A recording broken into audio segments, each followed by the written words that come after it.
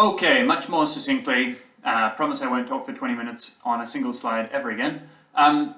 In the second seminar, the guest seminar from Dr. Alessio Tacca, we looked at a Clifford reading, which argued that it's not only not useful, but it's ethically wrong to hold a belief that you don't have good evidence for. Beliefs, Clifford argued a century ago, are ethically imbued objects that inform action, lead to other beliefs, and produce habits of believing.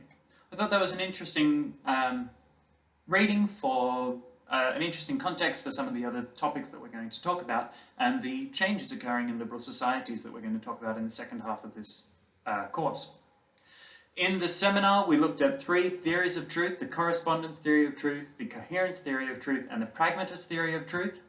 And while the pragmatist theory, associated with people like Richard Rorty, initially appeared to be the radical position, it did allow us to resolve some paradoxes and some contradictions that appeared within the correspondence and coherence theories of truth.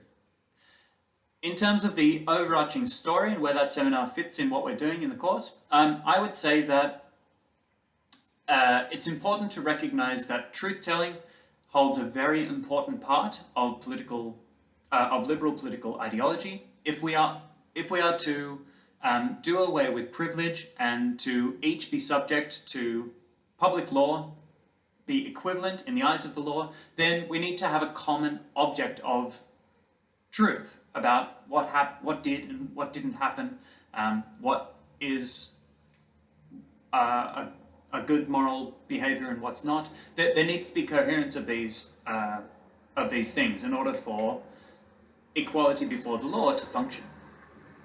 Right? So truth-telling is foundational. However, at the same time as the centrality, the importance of truth-telling within a liberal society, even as we recognize that, it's also possible to see that we don't have a very clear, common understanding of what the truth is, fundamentally. While you could say that you get to choose out of the options within a liberal society, you can be an adherent to a coherence theory of truth, you can be an adherent to a correspondence theory of truth, you can be an adherent to a pragmatist theory of truth.